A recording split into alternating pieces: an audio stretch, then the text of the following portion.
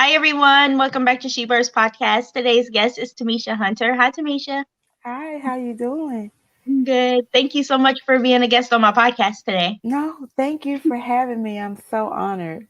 Me too. Tamisha is a faith led advocator. She's a speaker, an author, and a coach. Can you tell our listeners a little bit about your a little bit No, about you're your fine. book? that your book. Yeah, the book, But I Am Still Here, is really just a book of my testimony of how I overcame adversity in my life from the suicidal thoughts, from depression, from rejection, from being sexually abused, from living on the streets, from being homeless, from being in the drug life. You name it, I probably have been through it. So it's just a testament of how God has covered me, kept me, and brought me off from all of the darkness and pain in my life.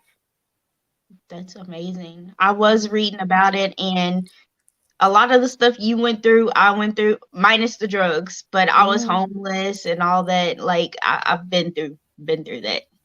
But do you want to tell us anything about your book? Like what inspired it? What about it? Well, I started writing the book in 2012. But then in my life I wasn't sure who I was. Hmm. I still didn't know exactly how to be loved or receive love, and I didn't want people to judge me because of my past and what I Hmm. went through. But one day I got this, God just told me just to start writing. So I started journaling. And I think I started writing from pain in my life because all my life I've been rejected. Hmm. My dad, bless his soul, he denied me for his daughter for probably half of my life. I don't think I started getting a relationship with him until I was in my teens, almost to my teens, and then up until he passed. And then my mom, although we have a great, great, great relationship now, she told me that I was not supposed to be here. And I think because of the rejection from my father and both those words that I received from her and the way I was being treated, I just felt like I wasn't loved and that I wasn't supposed to be here. So Hmm. during that time when I started writing the book, it was started out as me just talking to God, just letting him know how I was feeling, wanting to know why I felt the way I felt. And although I was married at the time, I still felt like he didn't understand me. And I just had this void.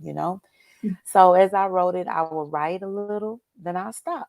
I'll write a little, then I get discouraged, and then I stop. So over the years, I just dibbled and dabbled in it. And then it was probably about 2 years ago, maybe 2.5 years ago, when I completely, totally surrendered to God in every area of my life. He told me to go back to the book.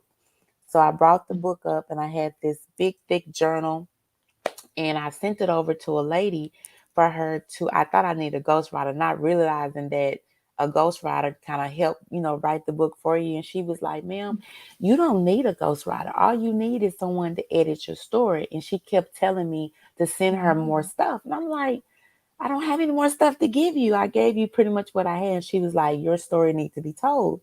So I Hmm. kind of broke off the relationship with her because I felt like she was trying to force me to do something I didn't want to do because I felt like I wasn't ready. So then I sent it to another person and they told me the exact same thing that all I needed to do was have it edited. So I was Right. like, okay. So then I was ended up meeting with this young lady and I told her, I said, well, I have this book, this manuscript or whatever this is, and I wanted to put it out there, but I don't know how. She said, well, let me introduce you to my sister. Her name is Gina McGowan, and she said she's a book coach. So I was like, okay. So I talked to Gina, and this lady here has blessed my soul because everything that I was trying to suppress and not tell, she brought it out of me. And so this book here, But I'm Still Here, is just a small glimpse of my life because after working with her for about a year and a half of her asking more questions and drilling me and me trying to keep everything in, I actually have five more books out of this one book. So that's how the book came about. That's how it was actually birthed. And it got picked up by a Christian publishing company. It will be in all major outlets online and in its own stores. And I'm just excited about it. It's just a little glimpse into my life because I wanted people to kind of see different chapters of everything that I went through, the darkness, the pain, the hurt, and how and what I did to overcome it. So it kind of give you steps, but you have to read it to kind of understand, because I believe that God will put the right people in the path to pick up the book and will see that they too are overcomers. Yeah, I love this. I really Thank love this. you. Thank So, you. so when you was going through depression and suicidal thoughts, did you ever get help or?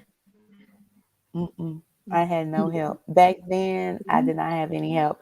And I know that people talk about they have a suicide line and things like that, but with me, it was just me by myself.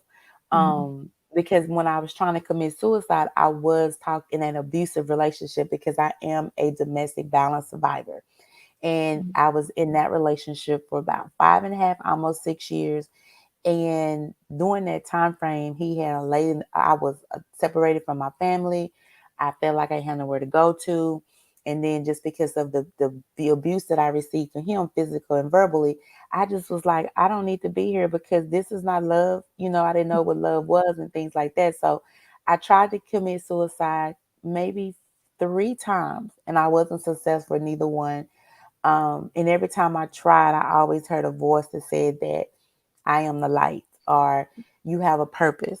And I didn't realize it was God speaking to me, because at that time in my life, I wasn't back. I wasn't in church anymore. And I was just in the streets, just doing me. And it wasn't nowhere I can go. I couldn't talk to my mom. I didn't have any friends because I was stuck in the house all day, every day, while he was out selling drugs. Only person that I really talked to was the mailman and him, for that period in my time. So I'm sure there was help out there, but I think I was more ashamed and embarrassed of how I was living, the way I was living, and the fact that I tried to commit suicide. I didn't want anybody to just, talk, say I was crazy or things like that. And I didn't want them to judge me for doing that. But God, He kept His hand on me even through that season of my life. Man, that's why I was first scared to go to church. Like I was like, they're gonna judge me. They're gonna call me, a hoe and Hmm. all this other stuff. They didn't. They just gave me Yeah. hugs and kisses. I'm like, these people touching on me, and Yeah, I'm and like, embracing you. Yeah. yeah. And I'm like, wow. And they still text me and they're like, are you doing good? Are you doing okay? And I'm like, kinda, sorta. I'm doing way better than I was last year because on my Hmm. birthday was the day I was gonna kill myself, and I was like, I can't do this no more.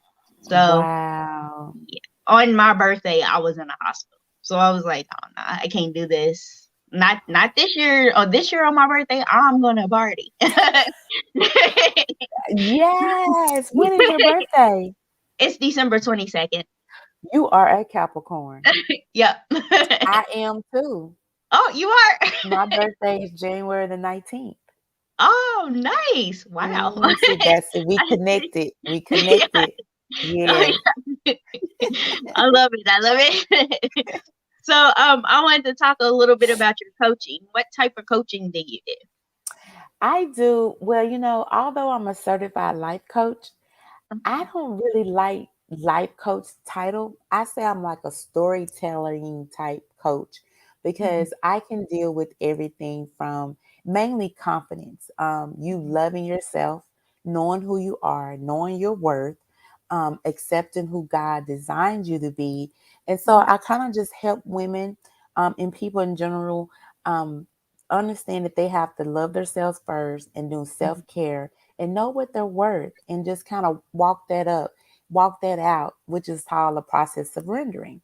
Because you mhm. have to surrender. Because a lot of times, us people, we don't like to surrender. We Right. want to do everything our way and things Mhm, like that. But our ways always get us in trouble. So the coaching that I do is like, I mean, definitely your cheerleader and your supporter, your accountability partner. I mhm, am a sister in Christ, with you, that I would love you through the pain and the hurt. And that's why I don't really call it life coaching. It's more of, I still think it's storytelling, because I can still coach you through what I went through and what mhm, steps I did to help overcome them. And then we put a plan in action to help you overcome whatever you may be going through during that time, which is the process of surrender.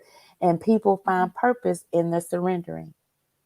That's amazing. So within your coaching, do you like how did you overcome it though? Like do you still have the suicidal thoughts or are they just gone away? Like I haven't had them in a few years. When I completely surrendered to God, I haven't had them since I surrendered to God. But Mhm, prior to that, yes. Even though from time to time I would have thoughts of that because I would get depressed and I mhm, would go, I would shut down. When I shut down, I would get off of all social media. When mhm, talk to people, when I would just be in a room. And at one time, about 2 years, matter of fact, it was about 2 years ago, I was in a severe depression, and my husband and my kids was telling me that they called my room the dungeon because I wouldn't come out of my bedroom. I stayed in that room with the door closed because I had a bathroom in my room. Everything I needed was in there except the kitchen. And I just was like depressed with everything, just with life. And I was like, why do I continue to go through this? And that's when I understood in more depth during that time that mhm, that's where the enemy wants you to be. He mhm, wants you to feel like you're worthless. He wants you to be in this dungeon per se and not allow your gift to go forward. Because he's been chasing me a long time. All my life, I knew that I had something on my life, but I was in denial because I thought God wanted me to be a preacher behind a pulpit. I'm like, I'm not a pulpit person. Now you put me out in the streets, that I can get out there and minister in the streets. mhm, But doing that, but since I said yes to God completely and mhm, asked him to fill me up with him, to fill the voice that I have in my life. And when I think of negative things, I turn to a word or a scripture or I put on praise music to get me out that funk.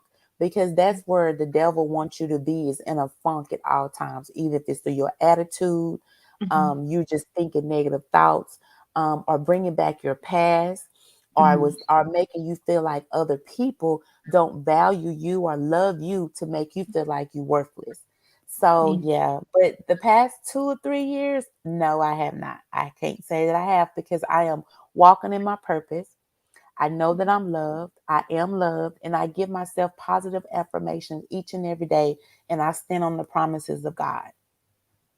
That's amazing. I'm gonna start doing that because I still have the thoughts. I'm definitely gonna take this in and do that every day. I'm gonna start waking up every morning and doing it because Yes, and I people can be give you getting some tips. I can give you me. some tips for you to kind of get into a routine, and then before you Mhm. know it, you'll find yourself doing it all the time, and it's just like, oh wow, I didn't realize I did that, and then you'll see how it can change your life.